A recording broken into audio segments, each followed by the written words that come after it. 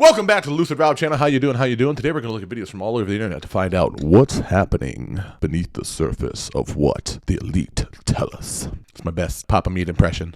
We're going to have to work on it. Let's talk about it. What the? So people are saying they found like a big serpent at the end of Antarctica. You seen that? Antarctica, no. Look, I'll show you. Let me see. You know, in the this is back to Revelation. Yeah. But in the book of Revelation, they say there's gonna be a huge serpent or like a big dragon that's gonna, cause havoc on the world. They say this looks like a serpent head, and this is on Google Earth, on Google Maps. You've seen it. Oh, so shit. look at the face or look at the head. It literally looks like a serpent, right? Now, what they're saying is, this whole time, there's been a dormant serpent or dormant dragon, whatever it may be, and then that's the one that will awaken when the world ends. Damn. Did you see a dragon? I didn't see a dragon. Can't say I saw a dragon. One of the first original public clones was Michael Jackson. What? Yes. So if you take a look at Michael Jackson, right? Oh, he had plastic surgery. This is why they're making plastic surgery really popular, quote unquote, because they can basically deduce, oh, the celebrity had plastic surgery. It's not a clone, it's plastic surgery. That's why they look different, right? So Michael Jackson was their first sort of test run for cloning, and specifically the reason why they replaced him with a clone was because he was saying too much. So we know they can clone animals. They know that they're like bringing back like the woolly mammoth. With the woolly mammoth, they're using like dino DNA and also like African elephant DNA to make like a hybrid. But I think they clone chickens and like pigs and stuff, right? Like just based off of their own DNA. If they can do it with animals, pigs specifically, because our DNA is very similar to a pig, they can definitely do it with humans. According to the Anunnaki, human beings were created in a way that genetically we were supposed to become more superior than them. They didn't know this was going to happen. And Lil was angry at his brother Enki because Enki put a little extra in the sauce. And he said that the mysteries to unlock the secrets of the universe is hidden within our bodies, and that we ourselves can rise to be even higher than them. This was a major thing to be putting into text like this. And I believe that because when I started studying DNA, that took me into a whole DNA study. I discovered this scientist called George Church, and he created this ebook that he was able to take from a digital format, and he was able to download it onto 1 gram of DNA, a digital book, converted it from zeros and ones into ACs, T's, and G's, read, write, put it on the DNA. Then he said, wow, this is incredible. DNA can store information in a volume. Then he said, okay, this is what we're going to do. Let's replicate this book. So he replicated the book 80 billion times on 1 gram of DNA. So then he said, let's see if we can get it back. So he converted, he created a read-write again. He converted it from ACs, T's, and G's back to zeros and ones and uploaded it back to the server. So now he knows that DNA can upload and download information. Crazy. Whoa. So now they said, okay, well, how much data can be stored on 1 drop? Over 433 petabytes of data. A petabyte is 1,000 terabytes. Yeah, so they said, insane. Now they discovered recently on holmium atoms, scientists have now written information, data onto an individual holmium atom. And they discovered that we can store information. They can read, write directly onto the surface of an actual atom. Oh my Now, God. think about that for a second. Oh my God. So they're saying that a human body can store 13.5 billion years of roughly of data, which is roughly around the time they believe the universe probably exists. So that myth of Adapa text could be accurate. The secrets of the universe is probably encoded into our body because we're just recycled atoms. So I know a lot of people don't like Billy Carson. I'm indifferent. I don't care. I think the stuff he says is just as fun and interesting to listen to as other people, even though it may not be as truthful. I don't care. I'm not here trying to solve mysteries. I'm here to learn and have fun. And I'm not trying to like unlock hidden secrets and take down the cabal. I don't give a shit about that. That's not why I'm here. I'm here to have fun. So Billy Carson videos, fun, I'm watching them. That stuff aside, even if most of the stuff he says is foolish, I've heard all that elsewhere with like DNA basically being able to store a ton of information on our DNA. Also seen some things about them finding something like that throttles our development in our DNA. Like we have like a limiter in our DNA somewhere to make us, stay younger than our bodies would potentially be able to reach age-wise. Not really sure how true all that is, but I've heard it somewhere. So if you know more about that, let me know in the comments. Let me know if you know more than me, because you probably do, and I would like to know what you know. But equally as important as the recollections we can see are the memories of many St. Louisans for whom the fair is still a personal experience. Among these is Miss Dina Lang, who has been a teacher in public schools in St. Louis for over 50 years and who has written a history of St. Louis. Well, Miss Lang, if I may ask, how old were you at the time of the fair? Well, I was in my first year at high school, and that made me about 15. What area were you living in? We had just moved over on the north side. There was a new section of St. Louis near Sarah and Maffett that had just opened up, and in May of 1904, we moved into the new home. Well, did you go over to the fair much? Very often. In fact, the whole year preceding the opening of the fair, we went 2 or 3 times a week. I had a brother who was a young architect, was very much interested out there in the buildings, and I went with him quite often. What's your most lasting personal impression of the fair? Well, it was the most magnificent spectacle I think I've ever seen. I've been to many other fairs, and I don't think any of them have ever come up to the World's Fair. You mean architecturally, just in spaciousness? Architecturally, in its glory and its magnificence.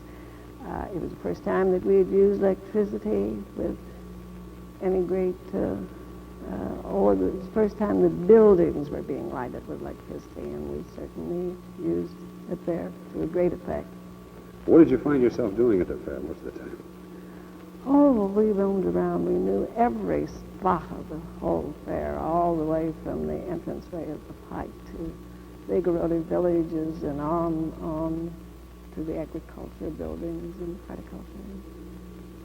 And of course, always at night, there was the gorgeous cascades and the electric lights and the Pike with its Ferris wheels and chutes and Exhibits and rides? exhibits of all kinds. Well, I've heard that the fair was quite a place as far as being an area for the introduction of all kinds of new novelty foods. Or what were then novelty foods? We heard that the ice cream cone was first introduced at the fair. Is that right? Yes, I'm quite sure. That was the first time, at least, that I saw ice cream cones, and we had them quite often. They sold them usually 2 for a nickel, so that they went sort of far, too. Sometimes 2 people could eat 1 ice cream cone. Then we had lovely little rosette cakes. They were made by dipping an iron into a batter and putting it into some hot fat. And, oh, those were delicious. And the barbecue sandwiches. That was the debut of the barbecue sandwich on a I large think scale? probably it was. And they were far better than anything I have ever eaten, and you could get a big one for 5 cents. And these stands were all over the fairgrounds, and the food was excellent. And of course, it was if you were very wise in your selection, you could get 3 meals all day long. You go to Pillsbury exhibit and get hot cross buns and coffee cake and breads. What was your favorite exhibit? Well, I think probably, let's see, the Festival Hall and the Igoroti Village. I think that the Philippine village with its lovely bridge across the river there and all the different tribes, I think. So we know that the World's Fair had immaculate architecture. It had electricity running through buildings for the first time at that level. Anyway, it had a electric walkway, like what they have at the airport. It's like a horizontal escalator. It's like a moving treadmill.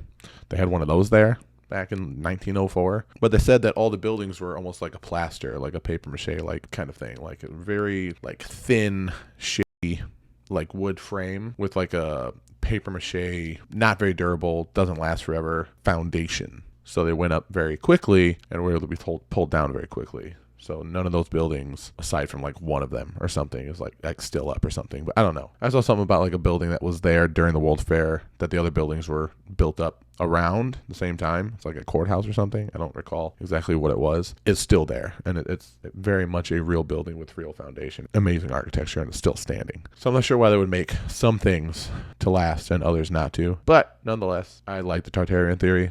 I like the idea of a hidden civilization, a hidden past, for whatever reason. I'm still not sure why that reason would be, so let me know if you know. I've seen lots of different theories about what it could be. I know that people have been very, very big on erasing history since the beginning of time. Through the Dark Ages, through religion, through the government, through politics, through secret societies, through whatever. They always say victors write the history. So nobody really knows what happened at the end of the day. What's true and what's not, unfortunately. What if I told you there's a continent that exists outside the parameters of our sun?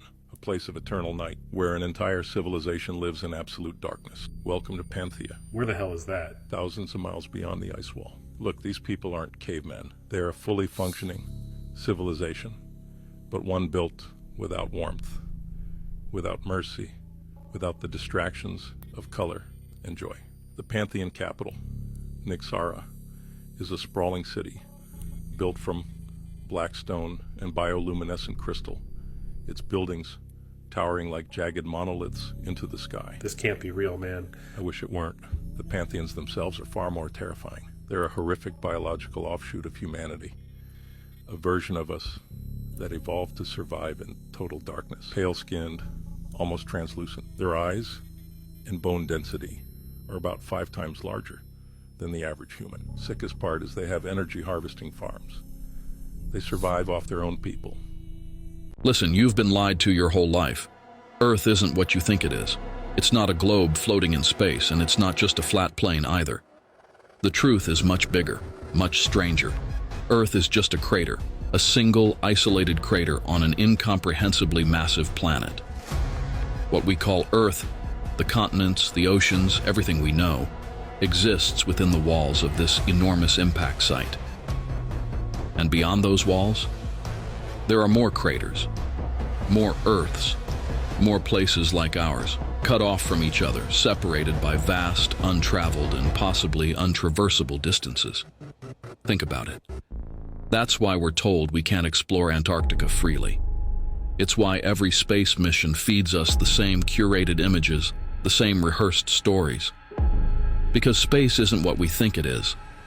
What we see when we look up, the stars, the planets, the so-called infinite universe, could just be an artificial projection, a manufactured sky keeping us complacent, keeping us from asking what's really outside this crater. And that's the real question, isn't it? What's beyond? Why are we trapped here? Who or what built this system? And why is no one allowed to leave? So as if flat Earth wasn't bad enough, now we have crater Earth. There's a crater Earth theory. Bro, where does all this shit come from? Like, why are people so adamant about just like thinking that the Earth is not round? Like, what benefit is that? Like, what benefit comes with thinking or disproving that the Earth is not round? Is it just like, I told you so, they lied to us? Like, bro, of course they're lying to us about most things. The government lies to us about most things. So you don't need to try to prove some crazy theory, some like literally a wild theory when it comes to all the theories you could choose from. Flat Earth, I would say most people think is like the wildest one. Like, you don't have to prove that theory correct, or rather the way science works, disprove that the Earth is round, because that's what scientific progress is. It's disproving something, not proving something. So that being said, you don't have to disprove that the Earth is round in order for people to take you seriously that, yes, we're being lied to. We're being lied to about religion. We're being lied to about our politics. We're being lied to about our history, the wars we fought, why we fought them, who our enemies are, how we came to be where we are. Like, of course we're being lied to. It was like, pick an easier win, you know? Pick an easier conspiracy theory to prove. Because it's going to have the same effect that you're looking for, trying to prove that the Earth is flat. That's all I'm saying. No, clearly I don't think the Earth is flat. It's the first time hearing about it. I absolutely don't think that we're living in a giant crater. Not sure where that came from, but what do I know? What do I know, right? I know that I'm as old as I am, and that I like the taste of certain foods, and that music is cool to listen to. That's pretty much all I know for sure. Outside of that, it's all up for debate, I guess. So let's debate about it in the comments below. Like, subscribe, share with your friends, comment, let me know what you want to see in the next video.